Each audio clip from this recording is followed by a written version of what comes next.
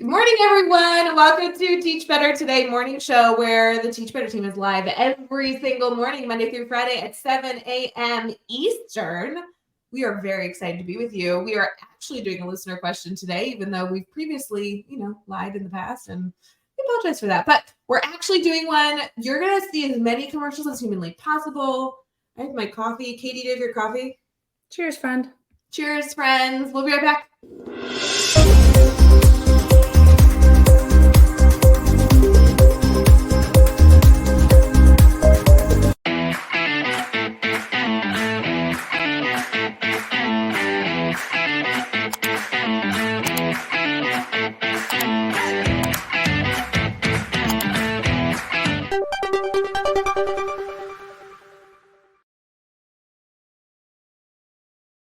Good morning, everyone. We're so excited that you're here. Please feel free to start us off in the comments saying good morning to one another. We are streaming on Facebook, YouTube, Twitter, Twitch, LinkedIn, all the places. But of course, we're also giving a special shout out to those who are listening on Teach Better Talk podcast. We have Katie Miglin in the house. My name is Ray Hewart, and I have a dream to talk about. Welcome, Ray. Morning. Wait, can I just ask a dumb question? Yes. Can you do that while I look up the last name of the person I had a dream about? Go ahead. Sure. That's yes. Okay, I got it. Are we okay? This is dumb, but like in 5 years, I'll be caught up on like threads and all the social media things. Yeah. But like, are we supposed to be calling it X? Oh God. Twitter, you mean? Yeah. I think everyone still calls it Twitter, but like, is it actually Twitter? Like, okay, I know the logo changed. Were you asking me if the title changed? Because why is it next? Somebody will know. I'm upset about it. But again, I'm going to preface this for all of you who are like, you're a moron. Here's why. I joined Instagram like 10 minutes ago. So like I am like super delayed to all social media things. So I'll figure out threads probably when MySpace makes a comeback, and then I'll be like done. You're saying a lot of things, but Instagram and threads are linked with Twitter's on its own. Yes, I'm just saying like anytime there's a new social media, I'm like 5 years behind everyone else. Yeah. So that is why I will not know the answer to this question for a while. So if someone wants to tell us what we're supposed to be calling it, because every time you say Twitter, I'm like, yeah, but that's not what the logo is anymore. And that's not what the title is on my phone. I don't know the answer to that, nor do I really care enough to spend too much time to figure it out. But someone will tell me, and then I will be like, oh, thanks. And then I'll adjust. I just want to make sure I wasn't missing something. Okay, continue. Your dream. Let's be clear. You are missing something. We're just not committed to figuring it out because there are other important things in the world than figuring out Twitter's new creepy name. Like hearing about your dream. Yeah, exactly. I had a dream. Okay, Katie and I have been talking about this a lot, and I don't know if we've mentioned it on the show previously, but I'm legitimately having back to school dreams. Mm-hmm. I don't know why. I mean, we have a lot of travel coming up. We are in a lot of schools, but I'm having teacher back to school dreams. So weird. Yeah. Because did you have them when you actually were going back to the classroom? I actually want to say that being in this experience right now, I don't think I ever have had. I know teachers talk about it, but yes. I've never had back to school dreams where I'm dreaming about my lesson plans not being there on the day I have to teach, or that's just not who I am. I love teaching, and I don't have to. I don't know. It's not that the stress of the job hasn't gotten to me, because oh my God, absolutely it has. I'm the one who's been crying in the science closet 100 times, but I'm not somebody who dreads back to school. I always loved it, even though I knew it was good. I was excited about the marathon. That's kind of the person I am. I am legitimately every night, almost every night, not this weekend, but yesterday, having back to school nightmares. And it's freaking me out.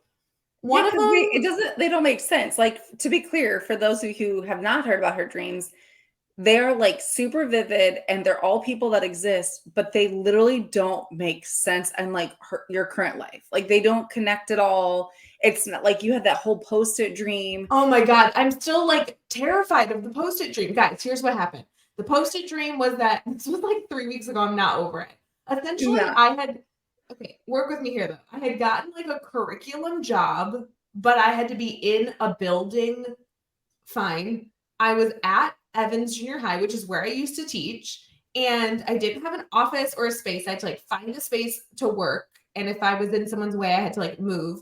And all I had was this binder I had to go through, and I had to like get through this binder. So not only did I have to get through this really big binder, which was stressful, and I had to find a spot that I could do this that wasn't in people's way, but I also had this like mental crisis where I couldn't get through the binder if I didn't have post-its, because I was going to like section out like content I was going to keep versus curriculum I was going to get rid of versus curriculum that needed to be adjusted. And I couldn't find any post-its. There was no post-its. You guys logged on to the meeting the next morning and it was in a panic because supposedly I was also teaching at this building. Yeah, like, you were there. You in your room, your old room. Mm-hmm. Perfect. And she like was so worked up because there's no post-its. And I was like, oh, okay, well, this is a dream. And she like still brings up how she's like scared there's going to be like a postage shortage, I guess, in the world. And good news, you guys, I've gotten post-its at my house in case this happens. I can send some to her. And like the current principal at Evans Junior High was in my dream because, you know, that makes sense. And my principal that I had at Evans Junior High, like 8 years ago, was also in my dream. He had come back from his job and now took an assistant principal job. And just in the dream, I was like, principal, like, I was the one that I had worked with. I was like, where are the post-its? When you were principal, we had post-its. And he was like, not my problem right now. I'm not principal. It was so funny. It was just bizarre. Like the whole thing was bizarre because like when people say I'm having back to school dreams, you think they're like panicked that they like woke up late or they forgot to print their rosters or like things that like actually happen on the first couple days of school. Nope. Yours are like just weird. So please enlighten us. What was last night's dream? Last night's dream was really stressful, but I did get through it. Yeah, it wasn't as bad as the post-its, but essentially I wanted to give a shout out to our ambassador because I knew what Hannah, I know that your last name starts with the C, but I had to look it up. Hannah Curran, like she's an ambassador. I think she's a new ambassador from like this most recent group. And she's from Illinois. She's from Illinois in the Pretzels. She's in Freeport. And she was at the Teach Better conference. So super sweet. Shout out to Hannah. So sweet. She was in my dream and we were working together as co-teachers. And she, like, I had no idea what I was doing, but Hannah knew everything. So I was just like trying to follow her lead. And our principal was Christopher McGraw, who was also our previous principal. And we weren't at Evans Junior High. We were at a different building, but everyone was there. So I just want to give a shout out to Hannah thanks for co-teaching with me last night. Can someone help Ray with her issues? Because here's the thing, you guys, every day this is how our meetings start. Of Ray's like real worked up about something. And then Jeff and I, who typically are in her morning meetings, we're like, okay, what's going on? And then she tells us, we're like, so this was all a dream, which means none of it was real. And she's like, yes, but I was very stressed. Yeah, and I asked Christopher McGraw, who is our former principal, you should go check him out. He's a great, great, great guy. I asked him if he would ever rehire me. And because I was like, what if? I was like, would you ever hire me again to give me the safety of like knowing I could teach again if I really wanted to? And he was like, only if Hannah's your co-teacher, because it sounds like you're a hot mess and you can't handle it. I was like, whoa. But also makes sense. No, I love teaching. Like I need to know that there are principals out there that not only will bring us in, because obviously we're in schools all the time in this role, but like, what if next year I just like want to go back and teach for a year? Like I need to know that that's possible. But honestly, that's a real thing. I mean, we see educators who have left and kind of done the education work. You know, we have people on our network who they've stepped away for a little bit, done some different things on the side, and now they're jumping back in the classroom. So it is a real thing, because ultimately, like, the hope is that we originally went into education because we're passionate about education and teaching. Yeah. So, whenever that calling happens. That's my theory. Like, I want to keep this role until it's not fun anymore. Yep. And then I know that teaching has so many pros and cons. Like, I'm in no way saying it's an easy job, but it is fun. There are elements, like there's nothing like goofing off with a middle schooler. Like, I love teaching. So there's an element of like needing to know that, like, when and if this job is boring and doesn't fulfill my like needs as a person, that I can do that. And he was like, only with Hannah. So Hannah, sorry, you're stuck with me. So I think the takeaway is, Hannah, if you ever have a co-teaching position open, make sure it gets filled before you tell Ray about it. No, yeah. Okay. This is a successful start to our day. I hope you all don't have back to school dreams and I'm just taking them for you. Yeah. Happy to report my back to school dreams anytime. Just direct message me. But do you know what you can also direct message me, Katie Miglin? Nudge, nudge. Listener questions. I love it. I love questions. Let's do it. We'll be right back.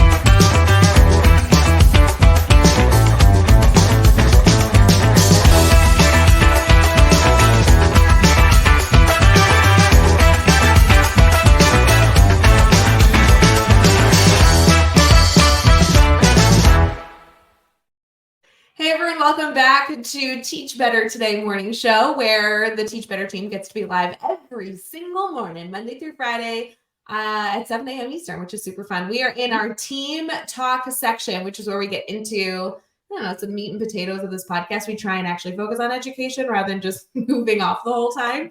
And I will say, Katie, this listener question I'm excited about, although it does say it's exclusively for you, which does offend me, and I plan on giving my opinion regardless. Perfect. I look forward to this question. Okay. This question says, how much of your classroom do you set up yourself versus having students help you with after school has begun? Ooh. Yeah, it's a really good question. I think it's timely. We have educators that are back and also getting back. And I honestly, all over social media, all I'm seeing is teachers setting up their classroom. But there's also some controversy around like teachers using unpaid time to set up their classroom. Yep. And I think it's just a valuable discussion. I love this one of somebody saying, hey, we obviously need to be prepared for students. There's no, let's just set that baseline. But do you have to have your room 100% set up, or is there value in having students also contribute to that preparation for the year? What are your thoughts? Okay, I think I have a minority view on this. Oh, okay. So maybe not, but I really viewed the start of the year as welcoming guests into my space with the hope that they stay long enough that they become family. So I really was passionate about my classroom was completely set up when students walked in, because I wanted them to feel welcomed, that they were I had gone above and beyond for guests. I would do at my house, right? You go above and beyond. Yeah. Right. I would do all those things when someone comes to my house. I want them to feel like guests. But then as they stay, if the house is messy because we've cooked dinner or the kids are playing, the mess is okay. We can all contribute because it's now you've become family. So that's how I was the same way when we came back into our classrooms after COVID. I spent so much time because I wanted students to have the initial guest feel. So, but that is and I know I'm a minority in that. And I honestly never, I don't think you are in a minority here. Oh, really? I feel okay. But my opinion comes from I don't care about setting up my classroom because I know it's my choice. I can put as much or as little time into my classroom as I want. And that's my choice. So if I'm a teacher who's there have been years when I had my kids were babies and I couldn't get away from the house to go set up. Those years, my classroom had the basics, right? I didn't go above and beyond necessarily. It was like as good as it could be in that time because that was my phase of life. But I couldn't be upset because I didn't put more time into it. It was like whatever time I dedicated was what it was.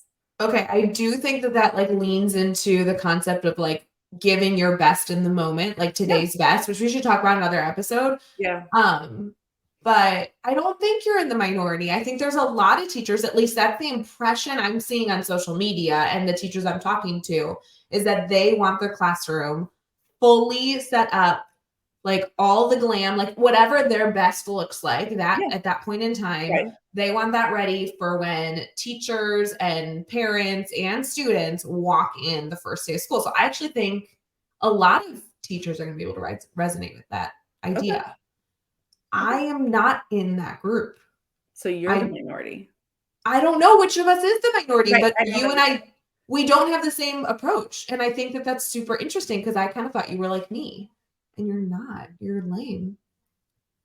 But I don't necessarily think there's anything wrong. Like I never like the years we were together, I never walked into your classroom and it was like, "Hey, Ray, get your SHIT together. There's kids That's coming." not true. She totally has done that. 100%. She just lied to your face. Okay. 100%. She just lied on camera because she absolutely has walked into my classroom and been like, "Are you going to get ready for kids? They come in 5 minutes."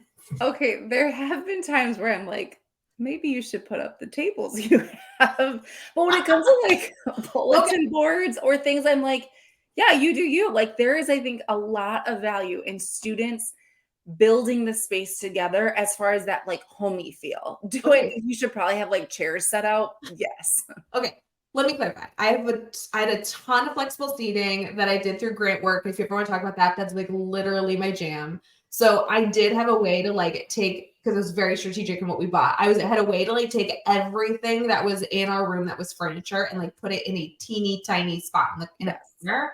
So you could have literally the whole room open, which I just thought was like so magical. But yes, there definitely was days that like the day before students came, tables were not even out of that small space. But like there was like an aesthetic. Okay, I do agree with tables and chairs. If depending on the age group you're in, like labeling things, I agree with all of that. Like I want it to be an organized framework is kind of my with the beginning of the year. Every tables and chairs, everything should be labeled, everything should be cleaned, everything should have a spot, like a location, even down to if you're going to write the date every morning, like that should be there. Yeah. But I kind of loved my approach on the color, the fun came when the students were there and they got to contribute to it. I think I cheated a little bit in this, Katie, because I had a huge chalk wall. It was the entire wall of the longest wall in the space. And one of my favorite years that we set up the room, every student took a brick because obviously it was like a chalk wall painted on that like terrible, what is that called? The bricks. Like like a typical school, like but it's not brick, it's blocks. like the cinder blocks. Thank you. So they're big. And every student got a cinder block and they designed a cinder block and they used chalk to design it. And so the first week of school, the first day it was bare. But at the end of the first week of school, it was like filled with color and every student had their name and like had designed their cinder block. So I felt like that was something that I couldn't have done prior to them being there. Right. Yeah, like you definitely, I mean, we agree in the basics of it. Like things clean, things organized, there needs to be a space. If you teach students that need things labeled, like all of that needs to be done. But yeah, whether or not you have students like collaborate on the decorations, like you can teach an effective class if that chalk wall was still just bare, right? Like that's I think the difference is like you can still have effective classroom management and classroom teaching without some of that like fluffy stuff. So I think that is the difference is like, do you want all that stuff set up ahead of time or do you want students to build it together? And I don't think there's a right or wrong. I also, though, now I'm like kind of countering this is like, I think I did start at least 1 year, maybe more, where the furniture was out on display, but it wasn't out.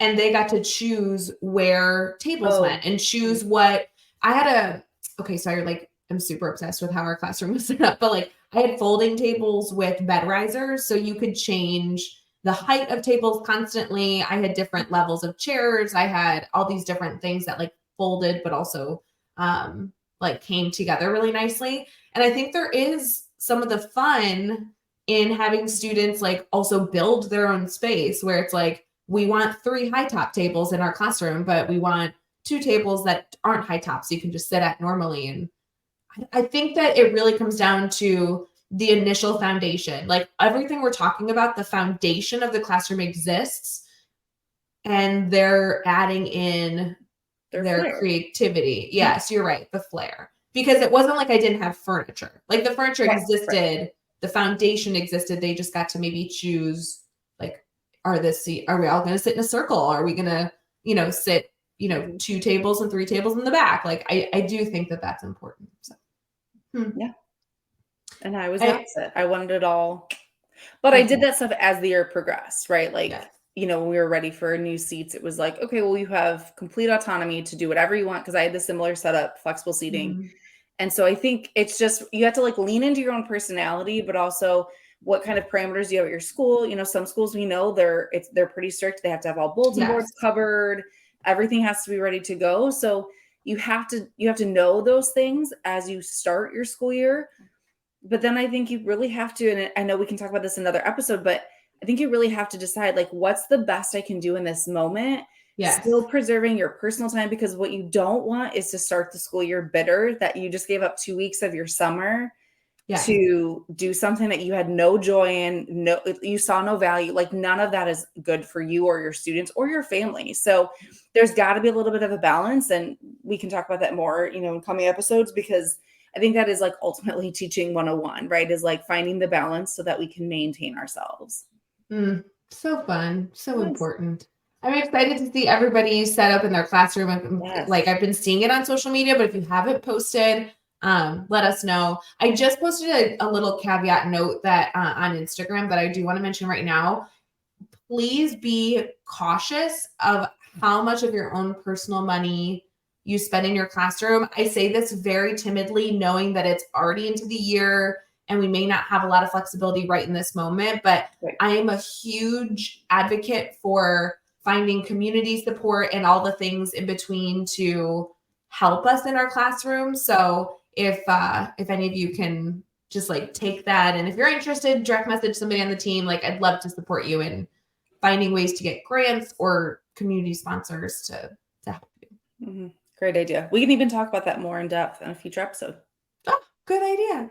All right. Well, let's head into our day. We want to wish you a wonderful day ahead. Let us know if you need anything. If you have a listener question, feel free to submit it, but don't make it Katie specific because I want to share my opinion too. And thanks for tuning in to Teach Better today. We'll see you tomorrow. Hey, Teach Better community. Thank you so much for joining the Teach Better Today morning show every single weekday at 7 a.m. Eastern. We have so many resources for you outside of this live stream at teachbetter.com, including blogs, podcasts, and professional development that will bring our team to your school. Wherever you are listening from this morning, please make sure you are sharing and celebrating the incredible educators in this world. And hey, if you are listening over on a podcast to Teach Better Talk, we would love a 5-star review. The comments are always so entertaining. We'll see you tomorrow.